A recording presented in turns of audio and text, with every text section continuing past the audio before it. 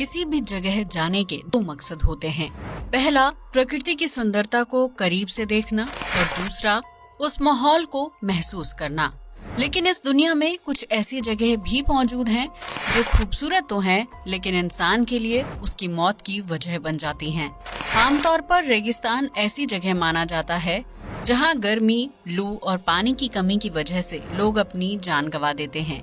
लेकिन वो कहते हैं ना कि जरूरत से ज्यादा गर्मी या ठंड इंसान के शरीर को नुकसान पहुंचाती है। ठीक ऐसी ही एक जगह है माउंट एवरेस्ट। इस पहाड़ पर चढ़ने और उसकी चोटी तक पहुंचने का सपना सैकड़ों लोग देखते हैं। हालांकि इस मकसद में बहुत कम लोग ही सफल हो पाते हैं। माउंट एवरेस्ट की पहाड़ियां गवाह हैं सैकड़ों लोगों की मौत की, उस दर्द की जो बर्फीले तूफानों में फंसकर लोग महसूस करते हैं। यही वजह है कि माउंट एवरेस्ट को चढ़ते समय गूगल नहीं बल्कि लाशें आगे का रास्ता बताती हैं। तो आइए जानते हैं इस पर्वत से जुड़ी रहस्यमयी बातें।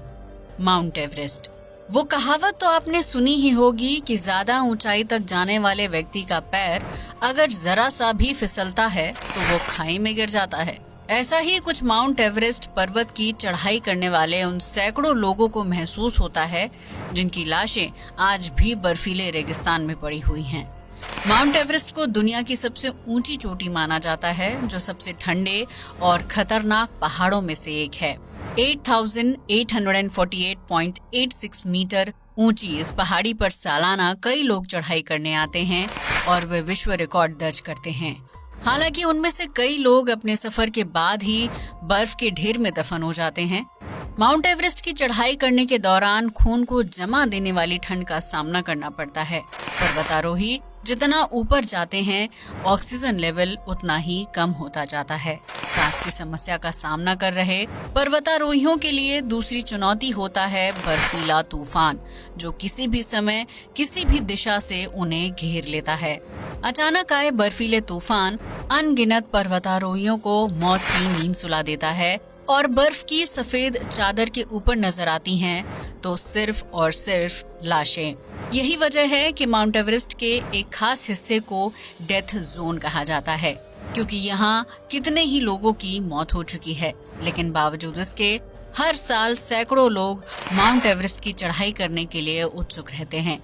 हालांकि उनमें से जो लोग रास्ता भटक कर डेथ जोन की तरफ चले जाते हैं वो लाशों के ढेर में तब्दील हो जाते हैं। तो आइए जानते हैं क्या है माउंट एवरेस्ट का डेथ जोन, जहां एक बड़ी लाइन से मौजूद हैं लोगों की लाशें। क्या है डेथ जोन? आंकड़ों की माने तो हर साल लगभग 300 से 400 पर्वतारोही माउंट एवरेस्ट की चोटी को फतह करने के मकसद से आते हैं, जिनमें से महज कुछ लोग ही इस मिशन में कामयाब हो पाते हैं।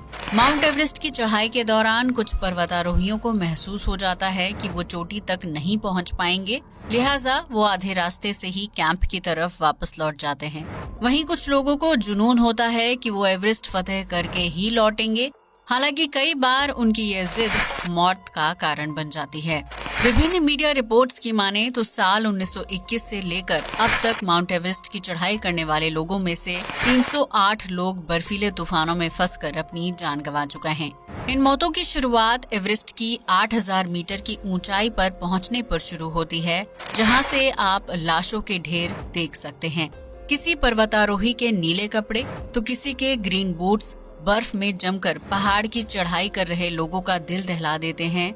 माउंट एवरेस्ट के 8000 मीटर से ऊपर के हिस्से को डेथ जोन कहा जाता है, क्योंकि इस जगह पर्वतारोहियों का सामना बेहद ठंडे तापमान, ऑक्सीजन की कमी और बर्फीले तूफानों से होता है। मरकर भी जिंदा रहते हैं पर्वतारोही। एक बार मृत्यु को प्राप्त होने के बाद कोई भी इंसान जिंदा नहीं हो सकता, लेकिन माउंट एवरेस्ट के डेथ जोन में मरने वाले पर्वतारोही हमेशा अमर रहते हैं। 8000 मीटर की ऊंचाई पर मौत को प्राप्त होने वाले पर्वतारोहियों के शव को वापस घर लाना बहुत ही मुश्किल होता है, क्योंकि वो बर्फ में पूरी तरह से धंस चुके होते हैं। ऐसे में बर्फ को तोड़कर शवों को बाहर निकालना राहत और बचाव कार्य करने वाले अधिकारियों के लिए खुद की जान खतरे में डालने जैसा होता है। लिहाजा मृत पर्वतारोहियों के शवों को बर्फ में छोड़ दिया जाता है, जो सालों साल तक जस के तस पड़े रहते हैं। उन पर बर्फ की नई चादर चढ़ती जाती है और मृत पर्वतारोही लोगों के बीच जिंदा रहते हैं। उनके मृत शरीर को चढ़ाई करने वाले दूसरे पर्वतारोही आसानी से देख सकते हैं, क्योंकि उनके रंगीन कपड़े, कैप, मास्क और ट्रैकिंग के लिए इस्तेमाल की गई दूसरी चीजें सफेद बर्फ में साफ साफ दिखाई देते हैं। डेथ जोन में पड़ी पर्वतारोहियों की लाशें दूसरे पर्वतारोही के लिए सबक और मैप का काम करती हैं, क्योंकि उन्हें देखकर पर्वतारोही समझ पाते हैं कि उन्हें कौन सी गलतियां नहीं करनी है। डेथ जोन में कई बार भयानक तूफान आ जाते हैं, जिसकी चपेट में आकर एक साथ कई पर्वतारोही और ग्रुप मौत को प्राप्त हो जाते हैं। इस स्थिति में बर्फ के ऊपर लाशों का ढेर, या यूं कहें कि एक लाइन बन जाती है, जो पहाड़ चढ़ रहे दूसरे पर्वतारोहियों के लिए सबक होता है। लाशों का ये ढेर माउंट एवरेस्ट चढ़ रहे पर्वतारोहियों के लिए गूगल मैप की तरह काम करता है, क्योंकि इस जगह पर आने के बाद उन्हें एहसास होता है कि वो 8000 मीटर की ऊंचाई पर पहुंच चुके हैं और आगे का रास्ता ज्यादा कठिन होने वाला है। डेथ जोन में पड़े शव पर्वतारोहियों को ये बताने का काम करते हैं कि माउंट एवरेस्ट को फतेह करने के लिए सिर्फ 848.86 मीटर की चढ़ाई बाकी है। ऐसे में डेथ जोन में मृत्यु को प्राप्त हो चुके पर्वतारोही अपने साथियों को हौसला देने और उन्हें आगे का रास्ता बताने का काम करते हैं। साल दर साल बढ़ती लाशों की संख्या, जस के 10 हालात। यूं तो मौत के कुछ घंटों और दिनों बाद इंसान की बॉडी से बदबू आने लगती है, क्योंकि शारीरिक अंग धीरे धीरे सड़ने लगते हैं। लेकिन माउंट एवरेस्ट के डेथ जोन में मरने वाले पर्वतारोहियों की लाशें सालों से एक ही हालात में दफन हैं। ना तो वो सड़ती हैं और ना ही उन्हें कोई जानवर नुकसान पहुंचाने की कोशिश करता है। साल दर साल लाशों की संख्या में इजाफा होता है, लेकिन लाशों की हालत कई सालों से एक जैसी बनी हुई है। डेथ जोन में दफन इन लाशों की बेहतर स्थिति के लिए जिम्मेदार है माउंट एवरेस्ट पर होने वाली बर्फबारी। इस जगह का तापमान -16 से -40 डिग्री सेल्सियस रहता है, जिसकी वजह से मरे हुए पर्वतारोहियों के शव न तो सड़ते हैं और न ही तापमान में गिरावट के कारण गलते हैं। डेथ जोन में दफन 308 से ज्यादा लोगों की लाशें माइलस्टोन की तरह काम करती हैं, जो कभी ना खत्म होकर माउंट एवरेस्ट की पहाड़ियों का एक महत्वपूर्ण हिस्सा बन चुकी हैं। डेथ जोन में होने वाली मौतों के पीछे का रहस्य। माउंट एवरेस्ट की गिनती दुनिया के सबसे खतरनाक और जानलेवा पहाड़ में की जाती है, जिसके शिखर तक पहुंचने के लिए कई लोगों को अपनी जान से हाथ धोना पड़ता है। इस पहाड़ पर फतह हासिल करने के लिए पर्वतारोहियों को कई खतरनाक घाटियों और फिसलन भरे रास्तों से गुजरना पड़ता है। ऐसे में कई पर्वतारोही बर्फ में फिसल जाते हैं और कई मीटर नीचे पहुंच जाते हैं। इस दौरान बर्फ की बड़ी बड़ी चट्टानों से टकराने की वजह से उनकी मौत हो जाती है। वहीं कई बार ऊंचाई से नीचे गिरने के बाद ठंड की वजह से पर्वतारोहियों का शरीर और दिमाग सन्न हो जाता है, जिसकी वजह से घायल पर्वतारोही कोई प्रतिक्रिया नहीं कर पाता और न ही किसी से मदद मांग पाता है। लगातार कम होता तापमान, चोट और ऑक्सीजन की कमी की वजह से पर्वतारोही दम तोड़ देता है। इसके अलावा अचानक आए बर्फीले तूफान भी डेथ जोन में दफन लाशों की संख्या बढ़ाने का काम करते हैं, क्योंकि बर्फीले तूफान पर्वतारोहियों को रास्ता भुला देते हैं। ऐसे में अगर पर्वतारोही माउंट एवरेस्ट का रास्ता भूल जाए तो उन्हें सही रास्ते में वापसी करने में काफी तकलीफ होती है। खाना, पानी, ऑक्सीजन जैसी जरूरी चीजों की कमी से पर्वतारोही दम तोड़ देते हैं। वहीं लगातार तेज बर्फबारी और खून को जमा देने वाली ठंड पर्वतारोहियों की हिम्मत तोड़ने का काम करती है। जीवन की विपरीत स्थितियों का सामना न कर पाने, खून के जम जाने और लगातार कम होते ऑक्सीजन की वजह से पर्वतारोही तो मर जाते हैं, लेकिन उनकी लाशें डेथ जोन के रूप में पहचान बना लेती हैं। लाशों को वापस लाने की कोशिश क्यों नहीं करती सरकार? जैसा कि हमने आपको पहले ही बताया था कि बर्फ की मोटी चादर को तोड़कर पर्वतारोहियों की लाशें निकालना बहुत ही मुश्किल भरा काम होता है। ऐसे में राहत बचाव का कार्य करने वाले लोगों की जान तो खतरे में होती ही है, साथ में पहाड़ों पर लैंडस्लाइड होने का खतरा भी बढ़ जाता है। अगर सरकार पर्वतारोहियों की लाशों को बर्फ से खोदकर बाहर लाने की कोशिश करती है तो उससे कई दूसरे पर्वतारोहियों की जान खतरे में पड़ सकती है।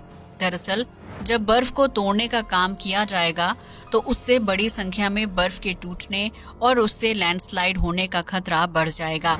अगर बड़ी संख्या में बर्फ टूटकर नीचे की तरफ आती है तो उससे पहाड़ चढ़ने वाले दूसरे पर्वतारोहियों की जान जा सकती है और सरकार इतनी बड़ी संख्या में लोगों की मौत का कारण नहीं बन सकती। मृत लोगों की लाशों को बाहर निकालने के लिए जीवित लोगों की जान खतरे में डालना समझदारी की बात नहीं है। वहीं बर्फ को तोड़कर लाशों को बाहर निकालना बहुत ही खर्चीला काम है, लिहाजा सरकार इससे दूर रहना ही ठीक समझती है। कपड़ों और जूतों से की जाती है लाशों की पहचान। माउंट एवरेस्ट के डेथ जोन में जान गंवाने वाले पर्वतारोहियों की पहचान नाम से नहीं बल्कि कपड़ों और बूट्स से की जाती है। यही वजह है कि इस पहाड़ पर चढ़ने वाले पर्वतारोही के कपड़ों और जूतों का ब्यौरा तैयार किया जाता है ताकि कोई दुर्घटना होने पर लाशों की पहचान की जा सके। डेथ जोन में मौजूद ग्रीन बूट्स भी भारतीय पर्वतारोही शेवांग पलजोर की पहचान करते हैं, जो साल 1996 में एवरेस्ट की चढ़ाई करने के लिए गए थे, लेकिन बीच में बर्फीले तूफान की चपेट में आने की वजह से उनकी मौत हो गई। तूफान थमने के बाद राहत बचाव की टीम ने शेवांग पलजोर की पहचान ग्रीन बूट्स के जरिए की, क्योंकि सरकारी ब्यौरे के मुताबिक उन्होंने चढ़ाई के लिए हरे जूते पहने थे। शेवांग पलजोर की लाश कई सालों से डेथ जोन में जस के तस पड़ी हुई है और उनके ग्रीन बूट्स माउंट एवरेस्ट की चढ़ाई करने वाले पर्वतारोहियों के लिए एक महत्वपूर्ण पॉइंट बन चुका है। इसी तरह दूसरे पर्वतारोहियों की पहचान भी बूट्स और कपड़ों के रंग से की जाती है। डेथ जोन में मरने वाले पर्वतारोहियों में ऐसे लोग भी शामिल हैं जो एवरेस्ट की चोटी तक पहुंचने में तो कामयाब हो गए, लेकिन वापसी में किसी न किसी वजह से उनकी मौत हो गई। अब तो आप समझ ही गए होंगे कि माउंट एवरेस्ट के एक खास हिस्से को डेथ जोन क्यों कहा जाता है, क्योंकि वहाँ एक या दो नहीं बल्कि सैकड़ों लोगों की लाशें दफन है। मरने वाले उन पर्वतारोहियों के परिवार को ना तो अपनों की शक्ल देखने का मौका मिला और ना ही उनका अंतिम संस्कार किया गया। आज के लिए बस इतना ही। वीडियो अच्छा लगा हो तो इसे लाइक और शेयर करें, साथ ही हमारे चैनल को भी सब्सक्राइब करें। जय हिंद दोस्तों।